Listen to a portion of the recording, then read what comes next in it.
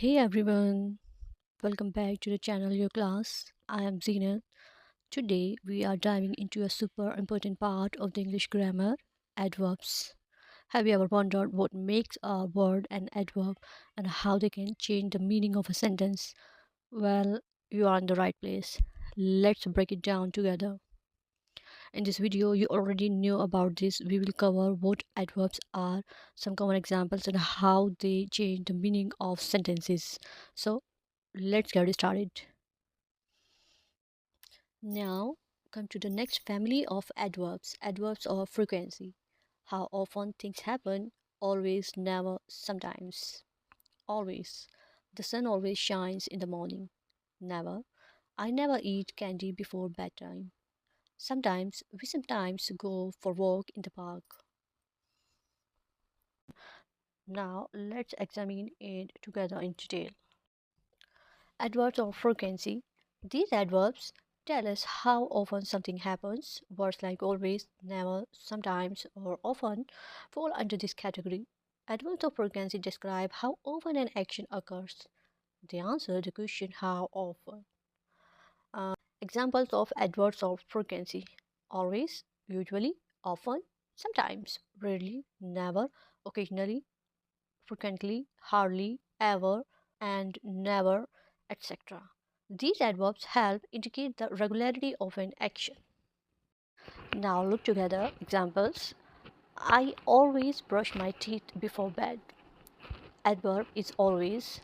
The action of brushing teeth happens every single time before bed. Without fail always means the action occurs 100% of the time. She rarely eats junk food. Adverb is rarely. The action of eating junk food happens infrequently or almost never. Rarely suggests a very low frequency, but it's not as extreme as never. Number three, they often visit their grandparents. Adverb is often. The action of visiting grandparents happens frequently, but not all of the time. Often indicates a high frequency, but it doesn't mean every time. He hardly ever watches TV. Adverb is hardly ever. He almost never watched TV. Hardly ever suggests the action happens very infrequently, almost to the point of not happening at all. Number five, we sometimes go to the beach on weekends. Adverb is sometimes. Going to the beach happens occasionally, not regularly. Sometimes indicates a moderate frequency, meaning it occurs now and then, but not all the time. So, always, 100% of the time, rarely, very infrequent, often frequent, but not always, hardly ever, very rarely, almost never, sometimes, occasionally, not regular, but happens from time to time. Now, come to the placement of adverbs of frequency. Number one, before the verb. Adverbs of frequency are often placed directly before the main verb in a sentence, except when the main verb is to be. For example, she always eats breakfast. Always tells us that eating breakfast happens every day without fail. Number two, he never forgets his keys. Never indicate that forgetting keys does not happen at all.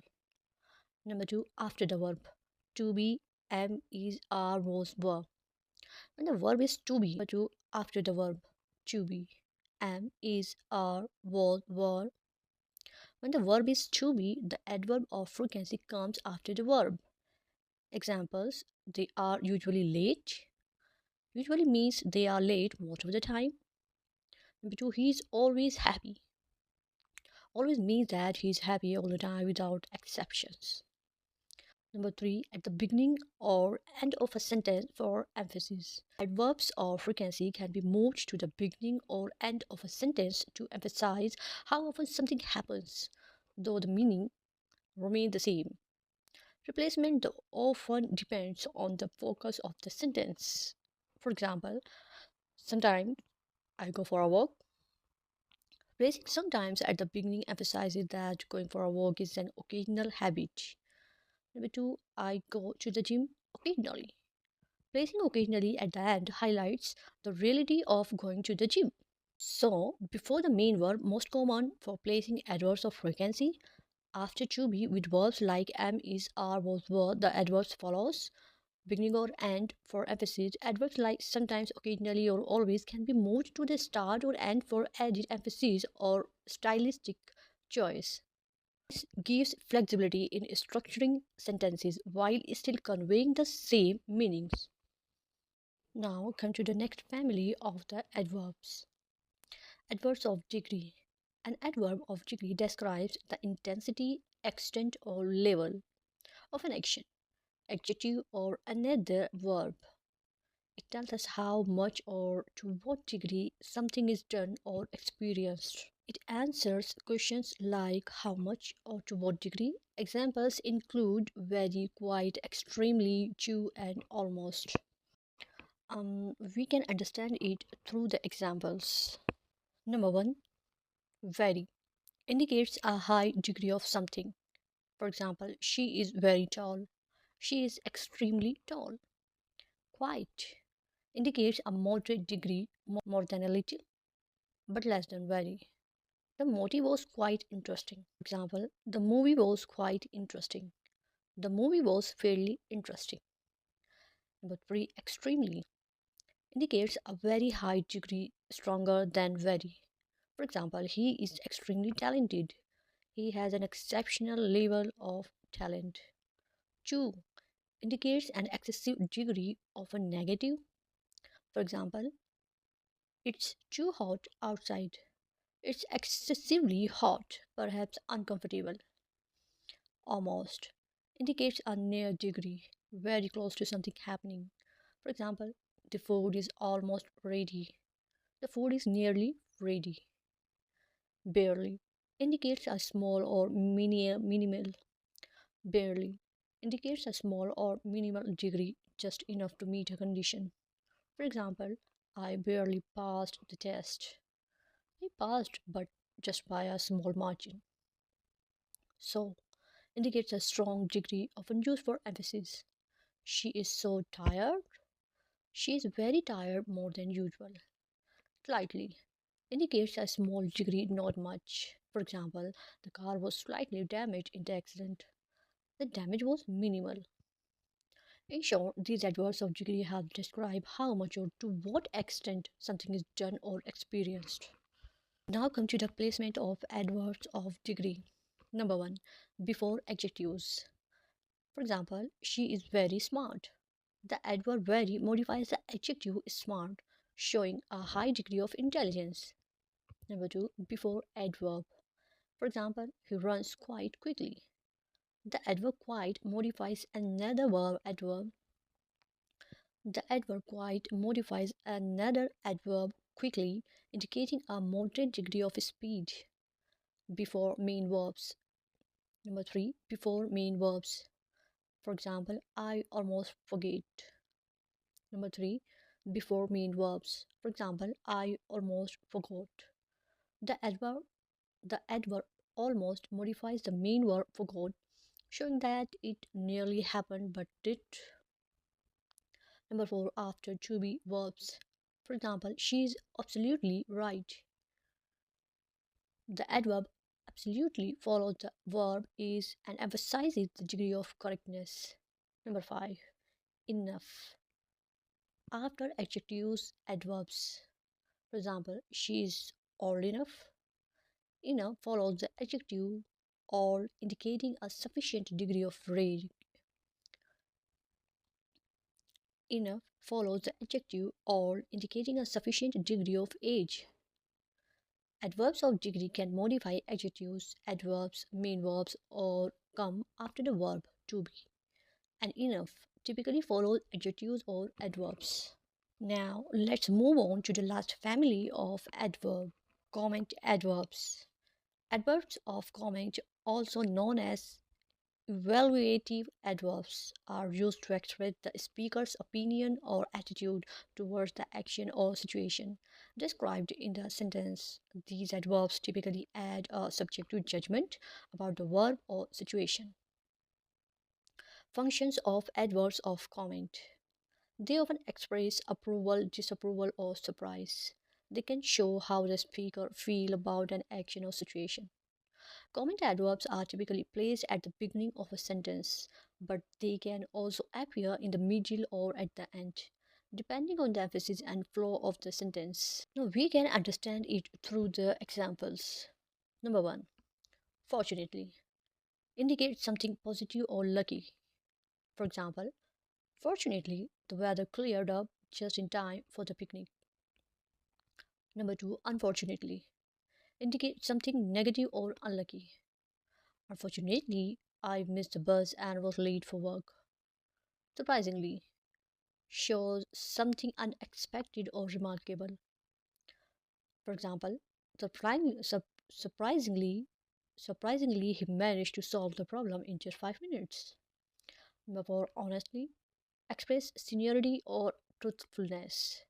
For example, honestly, I don't think this plan will work. Number fifth, clearly, indicates something is obvious or easy to understand. For example, clearly she put a lot of effort into this project. Obviously. Number six, obviously, similar to clearly, emphasizes something evident. For example, obviously he didn't read the instruction before starting. Number seven, sadly, expresses sorrow or regret. For example, sadly we had to cancel the event. Number eight, frankly, indicates directness or bluntness. For example, frankly, I don't like that idea. Number nine, hopefully, expresses optimism or a wish for a positive outcome. For example, hopefully it will stop raining soon. Number 10, interestingly, highlights something intriguing or noteworthy. For example, interestingly, the team completed the project ahead of schedule. These adverbs help convey emotions, opinions, and the nature of situations more vividly. Now come to the placement of comment adverbs. Comment adverbs provide the speaker's perspective or emotional tone. They can be placed at the beginning of a sentence. For example, honestly, I don't know what to do. Number two, in the middle of a sentence. For example, she surprisingly agreed to help us. Number three, at the end of a sentence. He managed to finish the race amazingly. Comment adverbs add nuance to a sentence by revealing the speaker's perspective or emotional tone. They are particularly useful in conversational and informal writing but can also appear in a formal context to convey clarity or emphasis. Now come to the next slide, fun examples in actions. Let's see adverbs at work in sentences once more. For example, quickly, the dog ran quickly after the ball, catching it with a wagging tail. Tomorrow, we are going on a picnic tomorrow, bringing sandwiches and lemonade. Everywhere, the kids were playing everywhere in the playground, laughing and giggling. Often, the cat often sits on the windowsill, watching the birds outside. Practice time, interactive games, and exercises with adverbs. Now that you have learned about adverbs, it's time to put your skills to the test. Get ready for interactive games and fun exercises that will help you master adverbs and make your writing more lively and engaging. The more you practice, the more you will learn. I hope this video helps you learn a lot. So, today we learned that adverbs are words that modify verbs, adjectives, or other adverbs. They tell us how, when, where, and to what extent something happens. With these examples and explanations, you should now have a solid understanding of adverbs. If you found this video helpful, don't forget to like, comment, and share it with anyone who might find it useful. And if you have any questions or want to share your favorite adverbs, drop them in the comment below. Before we go, remember the key to mastering grammar and any language skill is practice. So keep practicing, and soon you will be using adverbs like a pro. Without practice, it's hard to reach the next level. So stay consistent. Thanks for watching, and I'll see you in the next video. Happy learning. Bye bye. Thank you.